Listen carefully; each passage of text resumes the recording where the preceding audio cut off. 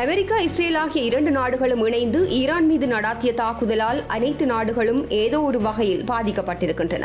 போர் முடிவு குறித்து அனைத்து தரப்பினரும் எதிர்பார்த்திருந்த நிலையில் அதற்கு சாதகமான நிலை ஒன்று உருவாகியுள்ளது. ஈரானுடன் 2 வார காலத்திற்கு போர் நிறுத்தத்தை அறிவிப்பதாக அமெரிக்க ஜனாதிபதி டொனால்ட் ட்ரம்ப் தெரிவித்துள்ளார். இந்த போர் நிறுத்தத்தை நடைமுறைப்படுத்துவதற்காக டொனால்ட் ட்ரம்ப் சில முக்கிய நிபந்தனைகளையும் முன்வைத்துள்ளார். அதற்கிணங்க ஹோர்முஸ் நீரிணையை முழுமையாகவும் உடனடியாகவும் பாதுகாப்பாகவும் திறப்பதற்கு ஈரான் உடன்பட வேண்டும் என்பதே அவரின் பிரதான நிபந்தனையாக காணப்படுகின்றது. இரு தரப்பினருக்கும் பொருந்தும் வகையிலான இருதரப்பு போர் நிறுத்தம் இதுவெனவும் குறிப்பிடப்பட்டுள்ளது. இந்த போர் நிறுத்தத்தின் மூலம் ஈரானுக்கு எதிராக அமெரிக்கா மேற்கொண்டு வரும் தாக்குதல்கள் மற்றும் குண்டுவீச்சுகளை 2 வார காலத்திற்கு நிறுத்தி வைக்க முன்மொழியப்பட்டுள்ளது.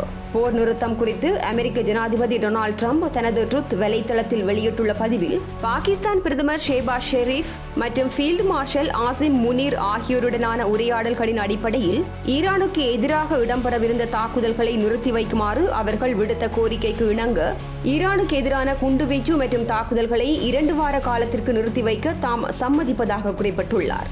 ஹோர்முஸ் நீரிணையை முழுமையாகவும் உடனடியாகவும் பாதுகாப்பாகவும் திறப்பதற்கு ஈரான் குடியரசு உடன்பட வேண்டும் என்பதே இதற்கான நிபந்தனையாகும் எனவும் இது இரு தரப்பினருக்குமான ஒரு போர் நிறுத்தமாக இருக்கும் எனவும் அவர் குறிப்பிட்டுள்ளார்.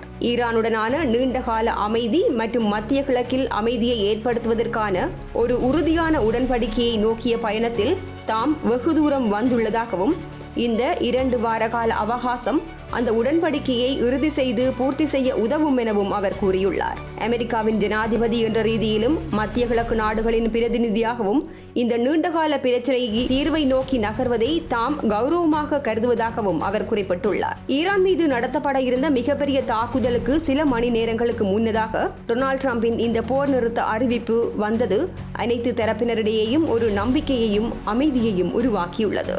இந்த ஒப்பந்தம் அமெரிக்காவிற்கு கிடைத்த மிகப்பெரிய வெற்றி என வெள்ளை மாளிகை அறிவித்துள்ளது. இது அமெரிக்காவிற்கும் ஜனாதிபதி டொனால்ட் ட்ரம்ப் மற்றும் தமது ராணுவத்திற்கும் கிடைத்த வெற்றி என வெள்ளை மாளிகையின் ஊடக செயலாளர் கரோலின் லெவிட் தனது சமூக வலைதளத்தில் பதிவிட்டுள்ளார். மேலும் இதுவே தற்போது ராஜதந்திர ரீதியிலான தீர்வுக்கும் நீண்டகால அமைதிக்கும் ஒரு புதிய கதவை திறந்துவிட்டுள்ளதாகவும் கரோலின் லெவிட் கூறியுள்ளார்.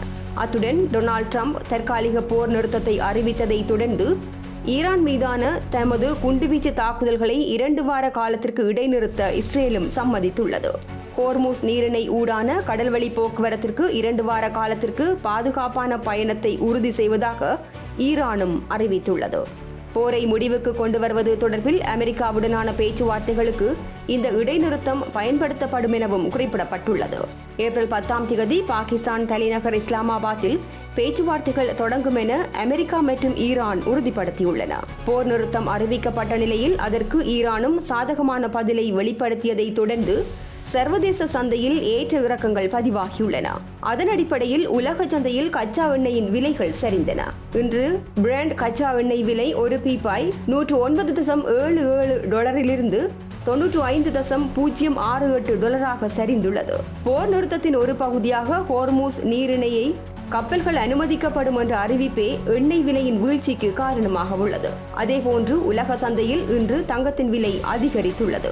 1 அவுன்ஸ் தங்கத்தின் விலை $4,811.66 அமெரிக்க டாலர்களாக உயர்ந்துள்ளது. வெறுமனே 3 நாடுகளுக்குள் நிலவிய யுத்தத்தின் காரணமாக உலக நாடுகள் அனைத்தும் அதன் தாக்கத்தை அனுபவித்தது என்றே கூற முடியும். எரிபொருள் தட்டுப்பாட்டால் ஏற்பட்ட நெருக்கடி ஒரு புறம், அத்தியாவசிய பொருட்களின் விலையேற்றம் ஒரு புறம் என அனைத்து தரப்பினரையும் நெருக்கடிக்குள் அமெரிக்கா, இஸ்ரேல், ஈரானிடையேயான போர் தள்ளியுள்ளது. டொனால்ட் ட்ரம்பால் முன்வைக்கப்பட்ட போர் நிறுத்தத்தின் மூலம் ஓரளவு அமைதியான சூழல் ஏற்பட்டாலும் இதற்கான நிரந்தர தீர்வு நடைபெறவுள்ள பேச்சுவார்த்தையிலேயே தங்கியுள்ளது.